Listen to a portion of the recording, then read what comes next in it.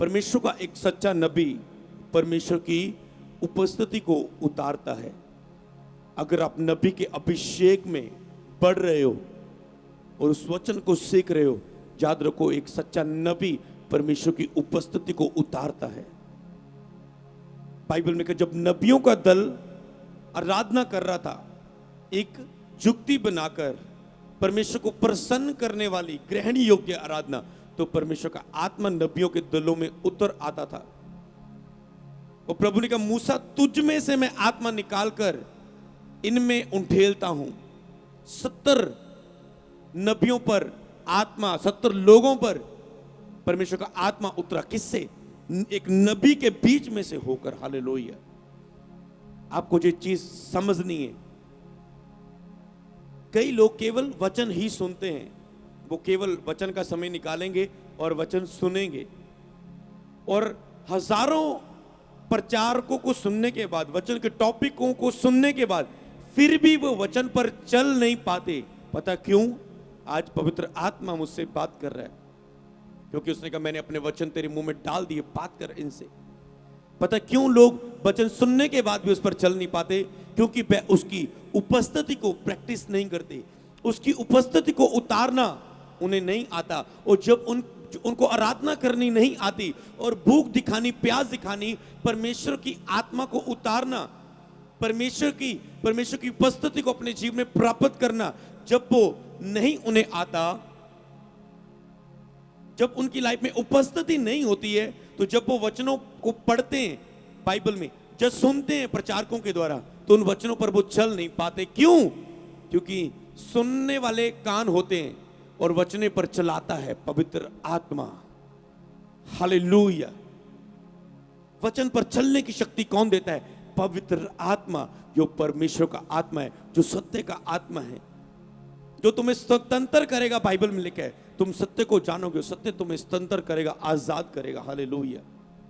इसलिए आज से इस वेद को सीख लो कि जब आप परमेश्वर की उपस्थिति को अपने जीवन में प्राप्त करते हो, तो आप वचनों पर चल पाते हो। हालेलुया। जितने लोग भी इस आराधना को सुनेंगे और इस आराधना को करेंगे, परमेश्वर की उपस्थिति उनकी जिंदगियों में आएगी और वो परमेश्वर के वचनों पर चल पाएंगे, यीशु नासी के नाम में। हालेलुया। मैं इस समय महसूस कर रहा हूं, परमेश्वर ने जैसा मुझे दर्शन में बात किया था कि जब तू इन लोगों के बीच में जाएगा, मेरी उपस्थिति इनके घरों में उतर आएगी, मेरे स्वर्गदूत इनके घरों में उतर आएंगे। सच में बोलो, क्या आप महसूस कर रहे हो कुछ अद्भुत आपकी लाइफ में हो रहा है? क्या आप महसूस करते हो कि पवित्र आत्मा का कंट्रोल आपके ऊपर हो चुका है?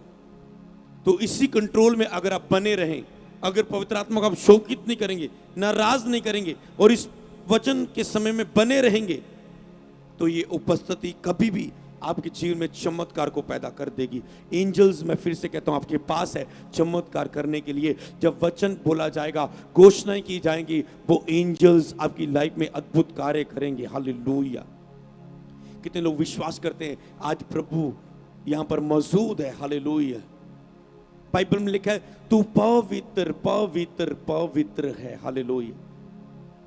जब किसी चीज को 3 बार बोला जाए तो वो महापवित्र से भी महापवित्र हो जाती है। एक पवित्र, एक महापवित्र, एक महा से भी महापवित्र कह सकते हो। 3 बार इस चीज को बोला गया बाइबल में। सिर्फ एक ही जो शब्द है वो है पवित्र पवित्र पवित्र। 3 बार इसे रिपीट किया, जिस तरह प्रभु ने कहा मैं तुम्हें सच सच कहता हूं। प्रभु ने कहा पवित्र पवित्र पवित्र सेना का यहोवा पवित्र। जब आप उसे पवित्र पवित्र बोल के आराधना करते हो, तो उसकी पवित्र उपस्थिति आपके जीवन को पवित्र कर देती है। और जब जीवन पवित्र हो जाता है, तब जिंदगी से हर पाप के बंधन और दुख आपके जीवन से खत्म हो जाते हैं। क्योंकि मैंने अपने प्रचारों में जो परमेश्वर की ओर से प्राप्त करके आपको दिए, उसमें सिखाया है कि पाप हर प्रॉब्लम की जड़ है और पवित्रता ही हर प्रॉब्लम का हल है। हालेलुया। जब आप उसे पवित्र बोलते हैं तो उसकी पवित्रता ही आपके जीवन में आती है।